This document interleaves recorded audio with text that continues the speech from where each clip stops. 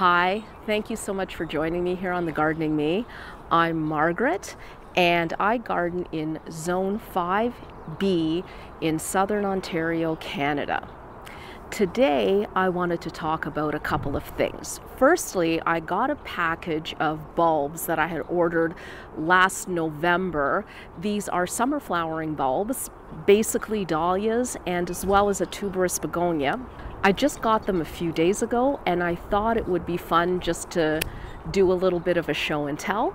I also wanted to give you a little bit of an update on the kale that I sowed on the last video, as well as an update on the hollyhock, which is part of the single seed challenge that I'm participating in this year. I'm very comfy here on my mulch pile. This is how I know spring has officially started, is when I get mulch, big old pile of mulch in the driveway. Now, I've grown dahlias and tuberous begonias before, but these are all new to me varieties, so I'm kind of excited about them. Because I've never grown any of these varieties before, the information that I'll be sharing is primarily found on the back of the packages here, or I've been able to look it up and find some information online as well. I'm going to start with the tuberous begonia.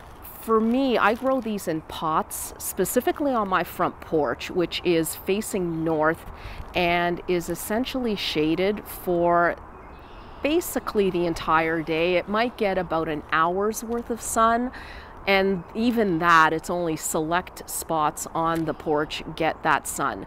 And also on the porch steps. I put a bunch of pots on either side of the steps. But begonias, tuberous begonias, do really well in that area. Last year I grew one called Nonstop Mocha. I'll put a picture up on the screen.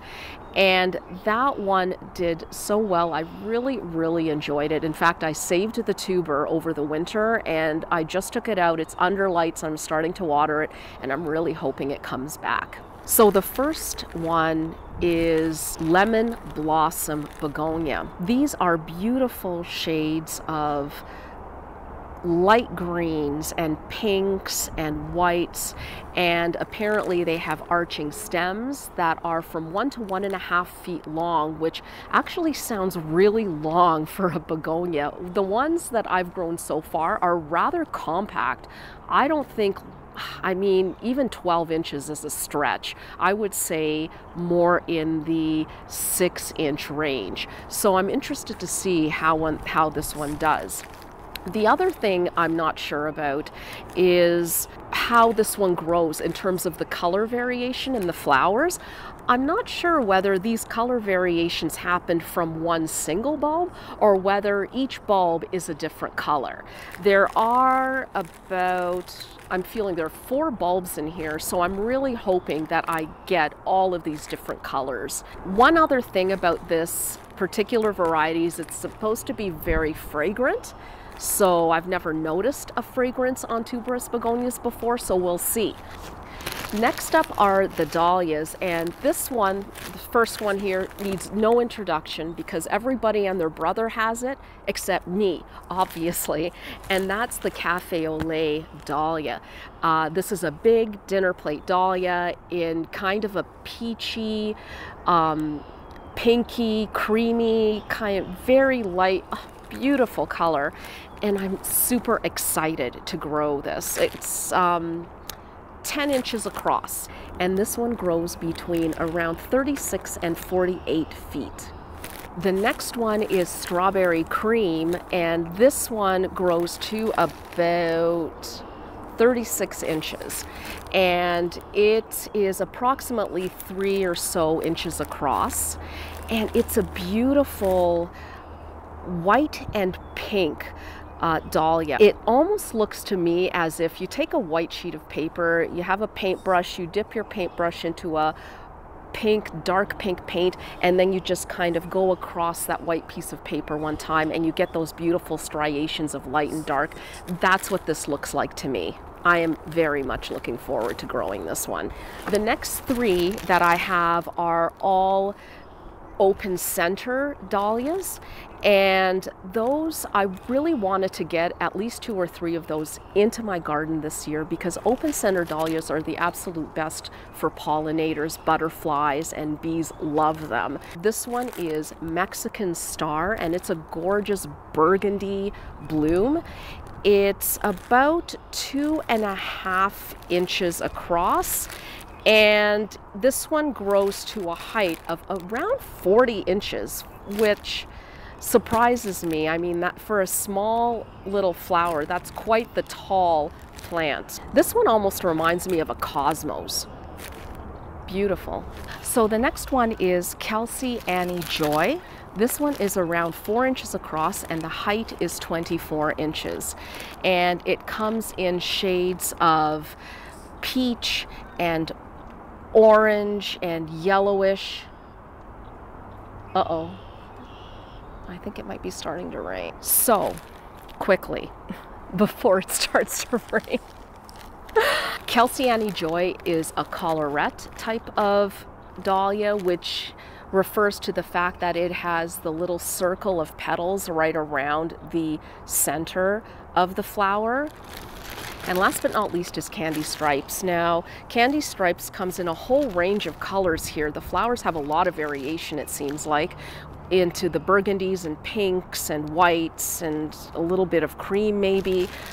I'm not sure, again, how this flower works in terms of, are the different tubers different colors, or do the different colors all potentially come from one stem?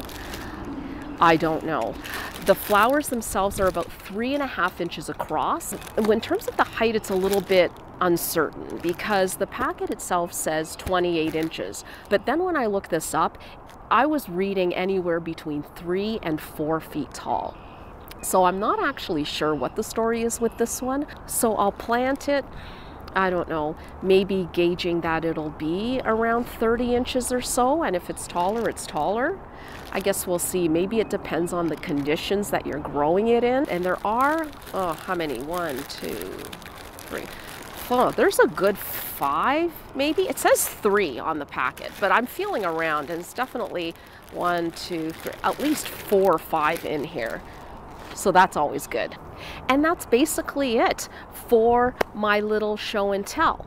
So now let's get on to the seedling updates. And I think I'll get up for this. My seedlings are right here, but I will show you close up on the camera what they're looking like now.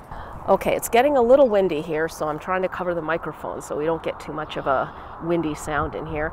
So these are the first set of 4, Red Ursa, Red Russian, which had, well, almost 100%. There's only 2 seeds in each of those. So, and we got 1 in the Red Ursa and 2 in Red Russian, so we're good on that. And for the White Russian and Starboar, there are, what, 4 in the Starboar, 3 in the White Russian. So not bad on that either. They're looking pretty cute there. And next up are the Lacinato, which is also 100% germination, and the Gallegaliza, which is 2 out of 4. So not great, not horrible. As you can see though here, the Tranchuta and the one I got from Lisbon, dismal. 0 germination, and I really don't think anything is going to come up. What I might do is just sow a whole bunch of the Portugal ones just to see if anything at all comes up, and otherwise I guess those are going in the garbage, unfortunately, which is too bad. I was really looking forward to those. And last but not least, look at this guy. Look how good he's looking. Ah, so cute. So this is the hollyhock seedling that I started, I believe it was March the 13th, and it is looking amazing. I started giving it a little bit of fertilizer about a week ago. I'm using a kelp organic fertilizer called Kelp Man, and it is doing well. Oh, and the fertilizer is diluted as well, so it's half strength. So I'll be doing that weekly until I put it outside, but very excited. And so I am back with my baby. And yeah, so Thank you so much for watching, and we will see you next time. Bye for now. We got this FedEx person here. Whoops. Heidi ho. Good, thanks. How are you? Then I'm able to get like all the color variations that are on here. Oh, now the neighbors are coming home. It's like Grand Central Station around here. So now on to the kale and hollyhocks. This is not exactly comfortable when you have an audience.